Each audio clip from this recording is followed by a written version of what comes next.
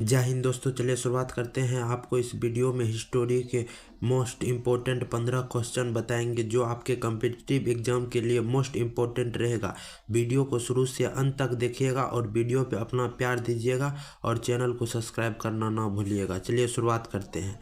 आपका पहला प्रश्न है, इतिहास के जनक कौन है? तो इसका सही उत्तर हो जाएगा आपका ऑप्शन ए हो जाएगा हेरोडोटस। ठीक है, आगे बढ़ते हैं।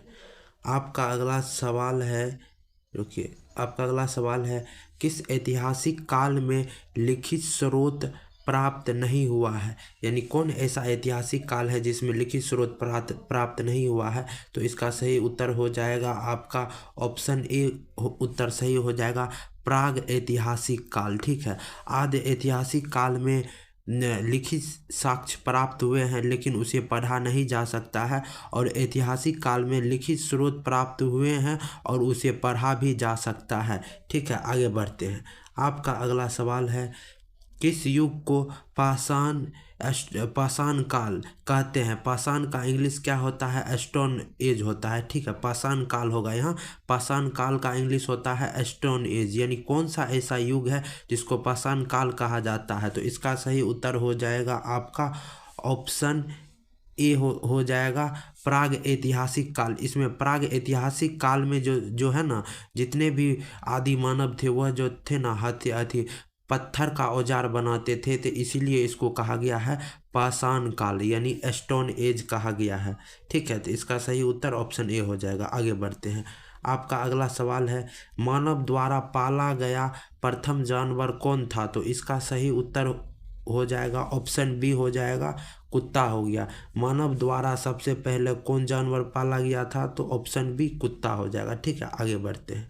आपका अगला सवाल है, किस को माइक्रोलिथ कहा जाता है? यहाँ होगा किस युग को माइक्रोलिथ कहा जाता है? ठीक है, तो इसका सही उत्तर हो जाएगा आपका ऑप्शन बी हो जाएगा मध्य पाषाण काल। यह मध्य पाषाण काल जो था ना, इसको माइक्रोलिथ कहा जाता है। माइक्रो का मतलब क्या होता है? छोटा होता है। ठीक है, तो इसमें जो है ना मध्य पाषाण काल में, यानी पत्थर के जितने भी औजार थे तो वो पत्थर के औजार को छोटा करा गया। ठीक है, यानी छोटे छोटे हथियार इसमें बनाए गए पत्थर के। इसी कारण मध्य पाषाण काल को माइक्रोलिथ युग भी कहा जाता है। ठीक है, आगे बढ़ते हैं।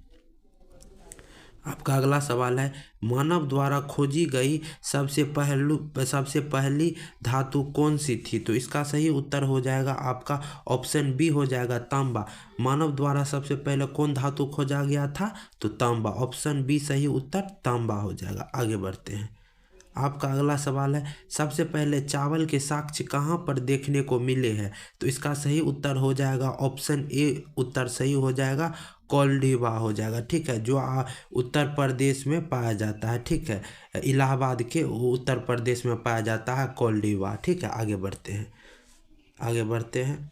आपका अगला सवाल है, आग का आविष्कार किस काल में हुआ है? तो देखिए, इसका सही उत्तर हो जाएगा आपका ऑप्शन ए हो जाएगा पूरा पाषाण काल में जो है ना, आग का आविष्कार हो गया था। ठीक है, आगे बढ़ते हैं।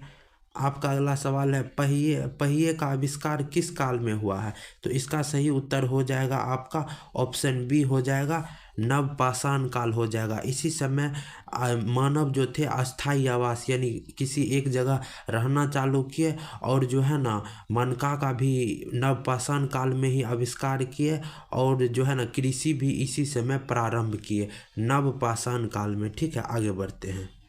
आपका अगला सवाल है, भीमबेटका की गुफाएं किसके लिए प्रसिद्ध है? तो इसका सही उत्तर हो जाएगा आपका ऑप्शन सी हो जाएगा गुफाओं के शैल चित्र के लिए। यानी भीमबेटका एक जगह है जो आपको मध्य प्रदेश के रायसेन जिला में है भीमबेटका की गुफा। ठीक है, वहाँ गुफाओं के शैल चित्र, यानी वहाँ जो भीमबेटका जो गुफा है वहाँ जो है ना चित्र बना हुआ है। ठीक है, उसी पर पत्थर पर चित्र कुछ इस प्रकार से बना हुआ है। ठीक है, इस प्रकार से बना हुआ आदि मानव का। ठीक है, वो बनाए थे। तो ऑप्शन सी सही उत्तर हो जाएगा गुफाओं के शैल चित्र। आगे बढ़ते हैं। आपका अगला सवाल है, कृषि में सबसे पहले कौन सा फसल उगाया गया था? यानी कृषि जो सबसे पहले प्रारंभ हुआ था, कौन सा फसल उगाया गया था? तो इसका सही उत्तर हो जाएगा आपका ऑप्शन सी सही उत्तर हो जाएगा जौ और गेहूँ, यानी दोनों को उपजाया गया था। ठीक है, आगे बढ़ते हैं। आगे बढ़ते हैं। आपका अगला सवाल है, भारत उपमहाद्वीप में कृषि के प्राचीनतम साक्ष्य प्राप्त हुए हैं। यानी भारत का उपमहाद्वीप, जितने तक भारत का मतलब जो आसपास के जितने भी क्षेत्र है, तो कहाँ पे जो है प्राचीनतम साक्ष्य, सबसे पुराना साक्ष्य प्राप्त हुआ है।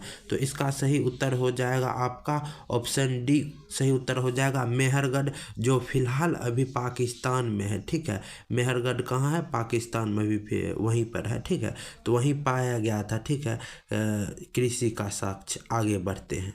आपका अगला सवाल है, हड्डियों से निर्मित आभूषण भारत में मध्य पाषाण काल के संदर्भ में प्राप्त हुए हैं।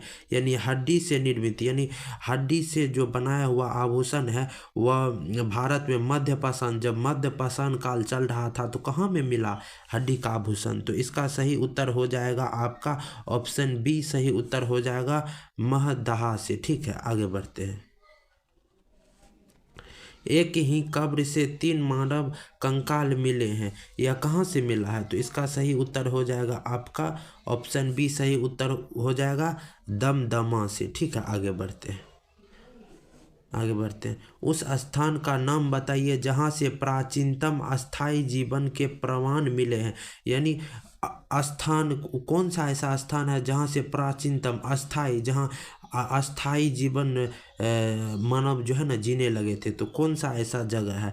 तो इसका भी सही उत्तर हो जाएगा आपका, इसका सही उत्तर हो जाएगा ऑप्शन डी हो जाएगा, दमदमा हो जाएगा। ठीक है, तो वीडियो शुरू से अंत तक देखे होंगे तो आपको ज़रूर अच्छा लगा होगा। वीडियो पे अपना प्यार दीजिएगा और चैनल को सब्सक्राइब करना ना भूलिएगा। तब तक के लिए जय हिंद।